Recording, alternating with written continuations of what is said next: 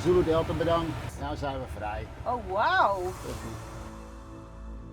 Glijden en zwieren door de lucht. Hier kan het, bij EZAC in Axel. Ze bestaan 60 jaar en ik ga zo meteen meevliegen.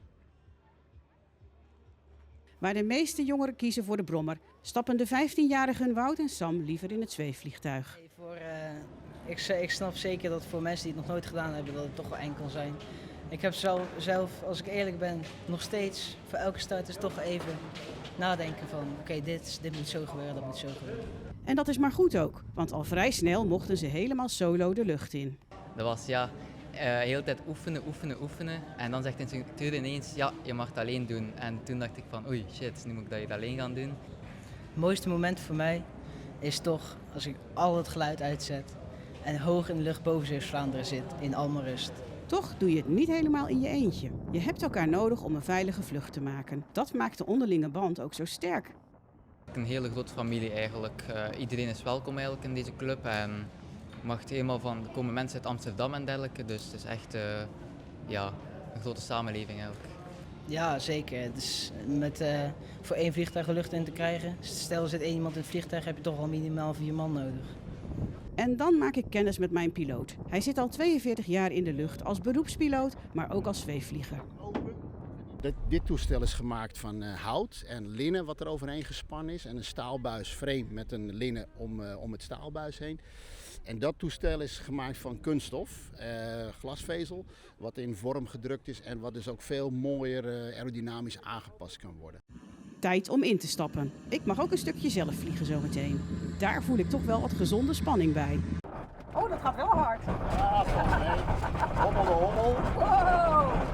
We zijn in de lucht. Ja.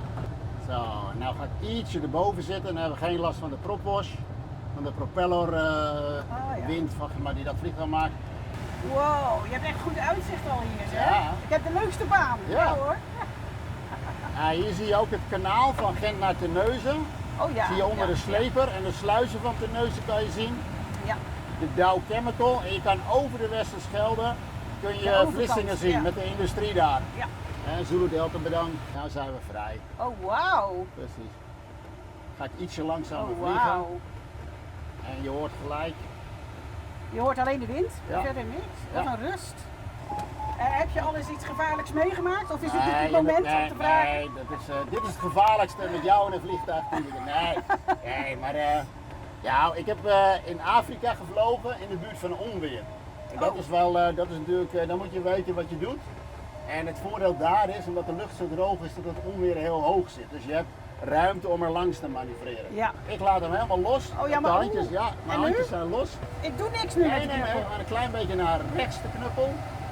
Een beetje naar rechts. Zie je, Oeh, het vliegtuig ja, ja. rollen naar rechts, keurig. En dan doe ik hem weer een beetje terug. Ja, en nou als je de stuurknuppel naar je toe trekt, dan zal je zien dat de neus gaan we weer omhoog omhoog. gaat. Ja, Ja. dat doe je helemaal goed. Oh, ik vlieg! Ja, en de neus weer een klein beetje omlaag. Doe je de knuppel naar links helemaal. Dan gaan we ik de ga andere, verder naar links. Ja, nog naar verder? links. Ja, goed zo. Oh, maar dit is wel, nu vind ik het eng. Ja, Oh, dit doe je. geweldig dit hoor. Dat vliegen laat ik toch liever maar aan Ernst over. Hij zet ons gelukkig weer veilig aan de grond.